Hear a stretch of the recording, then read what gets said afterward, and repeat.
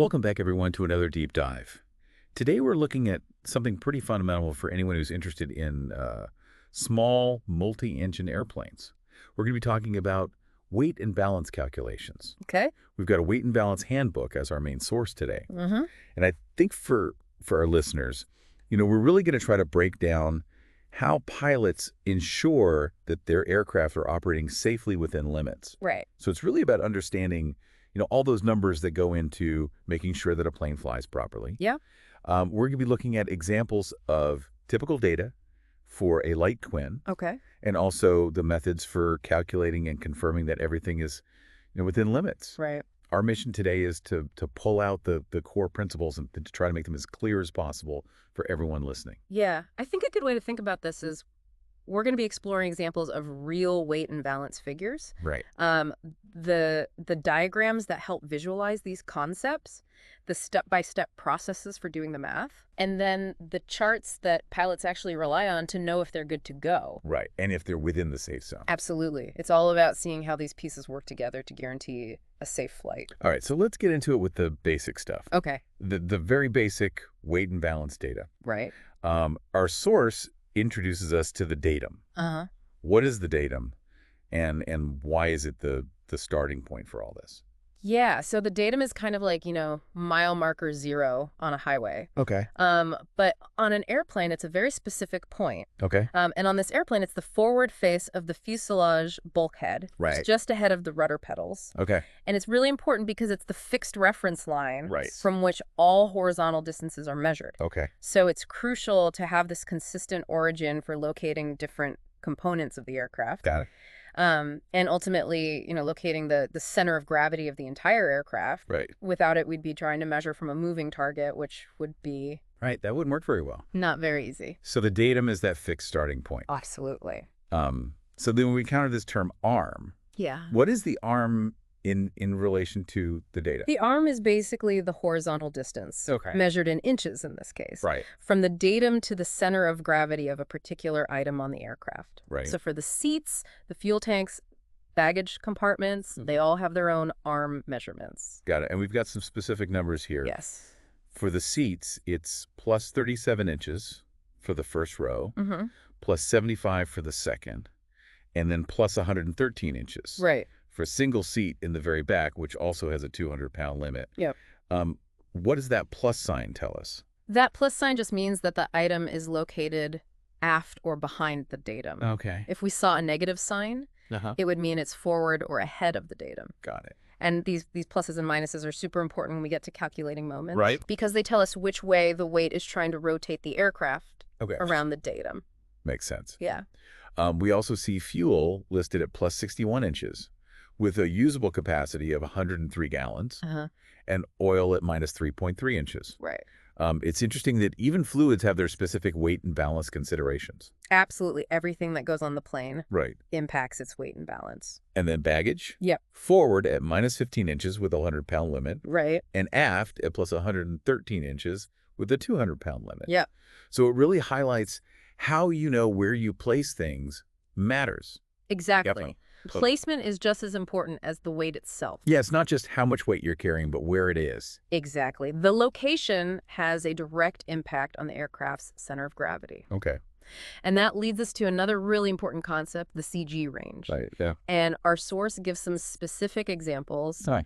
of how this acceptable range changes depending on the airplane's total weight. Yeah, it looks like at the maximum takeoff weight of 5,200 pounds, the CG range is from plus 38 inches to plus 43.1 inches. Right. But as the weight goes down, the allowable CG range seems to shift or even expand a little bit. It does. At 4,800 pounds, it's listed as plus 43.6 inches. Right. And then at 4,300 pounds or less, the range widens from plus 32 inches to plus 43.6 inches. Yep. Why does this happen? That's a great question. What's the underlying principle here? So as the weight of the airplane changes, The way the aerodynamic forces act upon it also changes. Okay. And the airplane's inherent stability also changes. Got it. So think about it like trying to balance a seesaw. Okay. The lighter it is, the easier it is to tip in either direction. Right. So the manufacturers conduct really extensive flight testing across the entire weight range to determine what these safe CG limits are. Okay. Because they need to make sure that the pilot can maintain control and that the airplane remains stable in all phases of flight.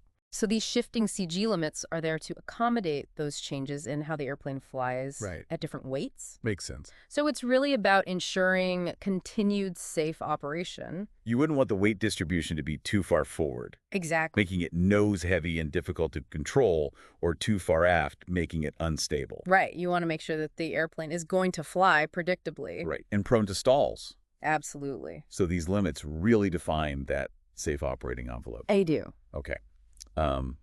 We also get a mention of the airplane's engines. Yes. 240 horsepower, horizontally opposed engines. Right. And their fuel burn rates, 24 gallons per hour at 65% cruise and 29 gallons per hour at 75% cruise. Yep. Those are primarily about performance and range. Right.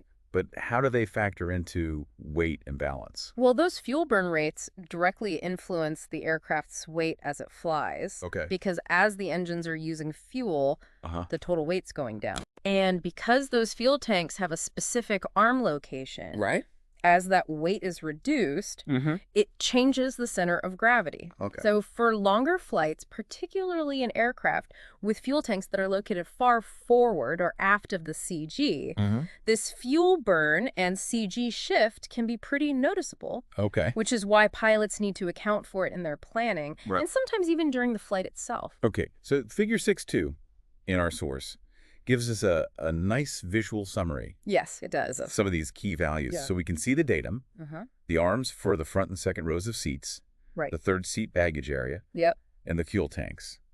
We can also see the arm for the forward baggage compartment. Yes. And a really important number, the empty weight center of gravity, or EWCG, at 35.28 inches. Right. And the diagram shows us those CG limits, which range from 32 to 43.6 inches. Right. And it also mentions the mean aerodynamic chord, or MFA, at 61.6 inches, with the leading edge of the MECO or LEMAC at 20.1 inches. Yep. Those sound a bit more technical. Yeah, they are a little more in depth. What are those in practical terms? So the MAK is basically the average width or chord length of the wing. Okay. Because most airplane wings aren't simple rectangles. Right. The MAC gives us a representative chord length to work with for aerodynamic calculations. Right. And the leading edge of the MAC or LEMACO is simply the most forward point of that average chord line. Right. And these become really important when we start talking about expressing the center of gravity as a percentage, because it gives us a way to talk about the CG in relation to the wing's lifting ability. Got it. Rather than just its position relative to that arbitrary point that we call the datum. Okay, so that's a helpful overview of that basic data. Yeah, I think so. Let's get into actually figuring out the loaded weight in CG. Okay, let's do it. Our source emphasizes the importance of the basic empty weight, or BEW, and the empty weight center of gravity, or EWCG. Right. Which are determined by actually weighing the aircraft. Right, they put it on scales. Yeah. And weigh it. We even have an example of the weights from the scales. We do. Right wheel at 1,084 pounds. Yes. Left at 11,148. And the nose wheel at 12,202 pounds. Right. Along with their tare weights. Right. How do we go from those individual scale readings to the total basic empty weight? The first step is to just add up the weights from each scale. Okay. And that gives you the total weight being supported by the landing gear. Right. But then you have to account for the tare weight of each scale. Okay. Which is basically the weight of anything that's on the scale that's not part of the airplane itself. Got it. So like the chocks or blocks or anything. Exactly. Like chocks, blocks, any supporting structure that was on the scale, but not part of the airplane. So you can either subtract the tare weight from each corresponding scale reading before you add them up, or you can add up all the scale readings and then subtract the total tare weight. Got it. So in our example, you'd add 1,084 off 1,148 and 1,202, and then subtract the total tare of 30 pounds. Okay. And that final number is your basic empty weight. Right. It's the weight of the airplane as it sits. Okay. Without any occupant's baggage or usable fuel. And once we have that BEW and the EWCG, which we saw in figure 6.2 is 35.28 inches, How do we calculate the loaded weight in CG Right. once we start adding passengers, fuel, and baggage? So that's where the principle of moments comes into play. Okay. And the formula is pretty simple. It's Okay. just moment equals weight times arm. Right. A moment is basically the tendency of a weight to cause rotation Okay. around a specific point, in this case, the datum. Okay. So to find the overall loaded CG, Ah. we calculate the total moment Okay. contributed by everything. Got it. The empty airplane, the fuel, the passengers, the baggage. Right. And then we divide that total moment by the total loaded weight of the aircraft. Okay. And that tells us the location of the center of gravity in inches from the datum. Right. So our source gives us a step-by-step example Yes. using figure 6.3. Yep. So we start with the airplane's empty weight of 3,404 pounds at an arm of 35.28 inches, Right. which gives us a moment of 120,093 pound-inches. That's right. Then we add 140 gallons of fuel, Oh, okay. weighing 840 pounds, Uh-huh. at an arm of 61 inches, Right. resulting in a moment of 51,240 pound-inches. Correct. Next, we've got front seat occupants weighing a total of 320 pounds Okay. at an arm of 37 inches Uh-huh. for a moment of 11,840. Yep. Row 2 occupants weigh 310 pounds Right. at 75 inches for a moment of 23,250. That's right. We also have forward baggage at 100 pounds Okay. with an arm of minus 15 inches, Right. resulting in a negative moment of minus 1,500. That's right. And that negative sign is important. It is. Yeah. And finally, aft baggage at 90 pounds, Yeah. an arm of plus 113 inches, giving us a moment of 10,170. Correct. Okay, so we've calculated all these individual moments. We have. What's the next step to Yep. finding the overall CG? So the next step is to add up all the individual weights Okay. of everything we've added. Right. So the fuel, the front seat occupants, the second row occupants, the forward baggage, and the aft baggage. Okay. And that gives us the total loaded weight Okay. of the aircraft. So in this example, Right. adding all those weights to that empty weight of 3,404 pounds Mm-hmm. gives us a total of 5,064 pounds. That's right. And then you do the same thing with all the moments, You do. remembering to include that negative sign for the forward baggage. Absolutely. And that gives us a total moment of 215,093 pound-inches. Right. Okay, and for the big finale, Yes. to find that loaded CG, we divide the total moment by the total loaded weight. That's right. So 215,093 pound-inches divided by 5,064 pounds. Yep. Gives us a loaded CG of 42.47 inches. Correct. So now we know where the center of gravity is located We do. for this specific scenario. But that's not the end. Right.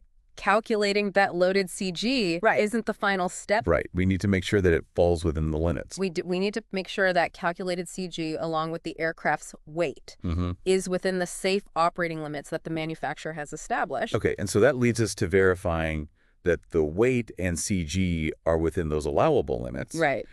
Our source talks about using a CG range chart. Yes. We got one in figure 6.4. Yep. How does a pilot actually use this type of chart? So this chart is basically a visual representation of the acceptable CG range Right. for all the different weights the aircraft could be. Got it. The vertical axis usually shows the aircraft's weight, Uh-huh. and the horizontal axis shows the CG location in inches from the datum, Okay. and the allowable CG envelope Mm. is this area on the chart. Usually enclosed by lines, Right. sometimes it's shaded, Okay. that represent the forward and aft CG limits Got it. at various weights. Okay. So you take your calculated total loaded weight and your calculated CG Uh-huh. and plot them as a point on this chart. Okay. And if the point falls within the boundaries Right. of the CG envelope, Okay. then the airplane is properly loaded from a weight and balance perspective. And if it falls outside? Then you need to redistribute the load. Got it. So it's a quick visual check. It is. Okay.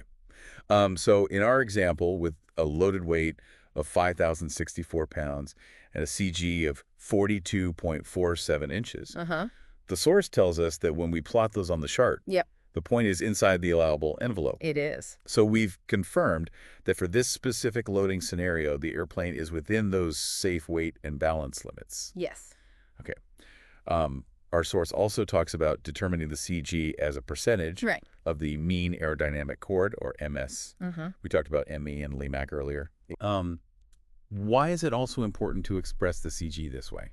So expressing the CG as a percentage of MC Okay. is another really useful way to think about the airplane's balance longitudinally. Okay. And it's often used for things like performance calculations or comparing different aircraft designs. Okay. Remember, the MSE is related to the wing's overall aerodynamic characteristics. Right. So expressing the CG as a percentage of this average chord length gives pilots and engineers a standardized way to understand where the center of gravity is relative to the wing's lifting forces, regardless of the aircraft's length or where the datum is located. Got it. So it's basically a way to normalize the CG position relative to the primary source of lift. Okay, so how do we actually calculate the CG percentage? Right. So our source provides the formula in figure 6 to 5. Okay. And it's CG aft of Lamac Mac by 100. All right. So first we need to find the distance between our calculated CG and the leading edge of the M. Right.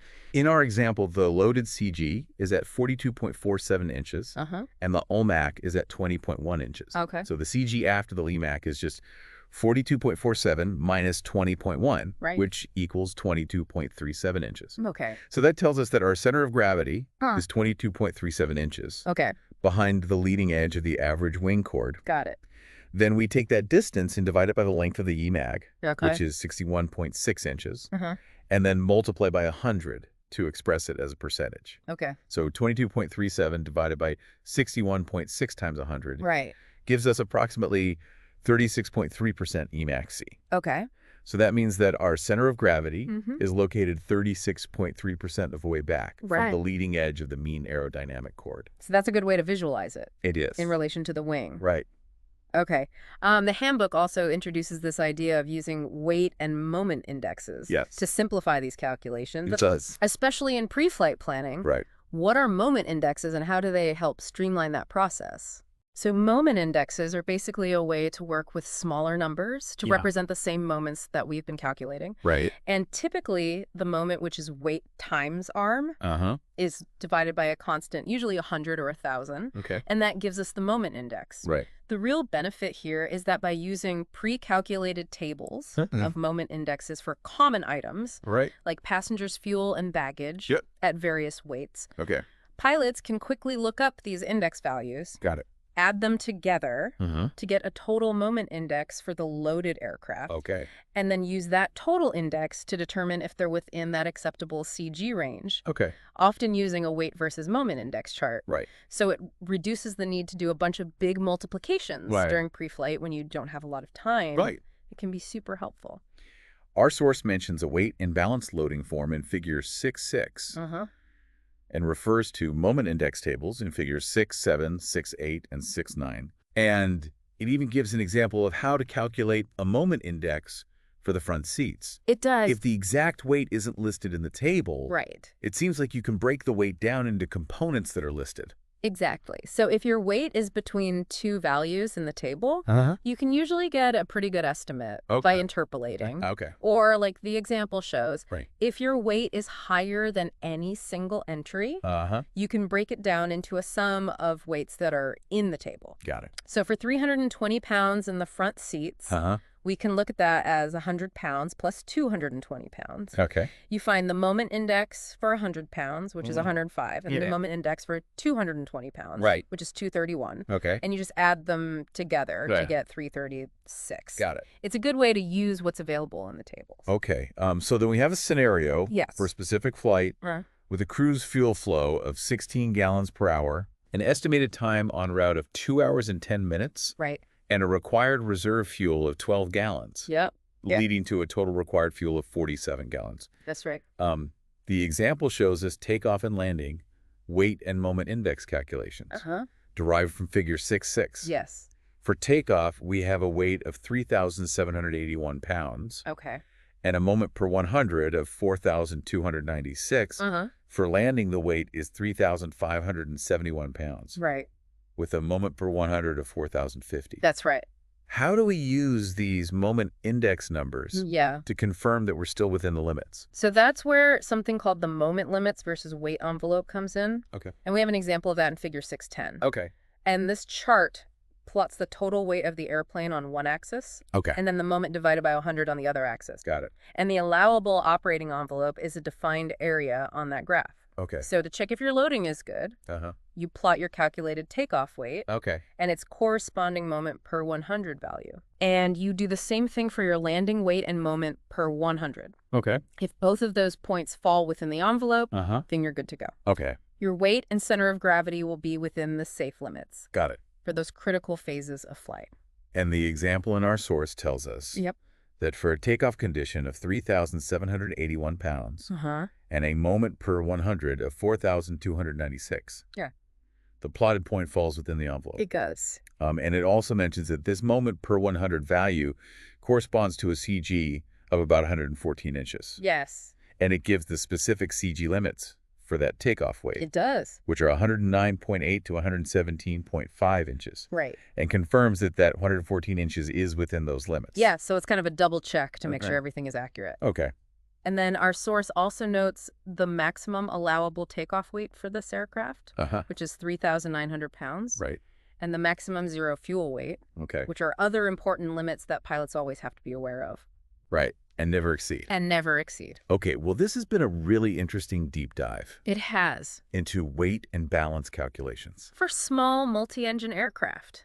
Yes, we've seen how important it is Yeah. to get these calculations right Absolutely. and to make sure that the weight and center of gravity are within those limits. Right. It's not just about getting the numbers to add up. Right. It's really about understanding how weight affects the airplane. Right. Its performance, its stability, the Yeah. safety of the flight. Right. It's really a cornerstone of It is. safe flight operation. Yeah, absolutely. And, a good understanding of these principles and being disciplined in applying these calculations Right. is really a fundamental responsibility of every pilot. Right. So when you think about the precision of these calculations and the huge consequences of Right. even small errors in loading, Yeah. it makes you think about other areas of aviation Mm-hmm.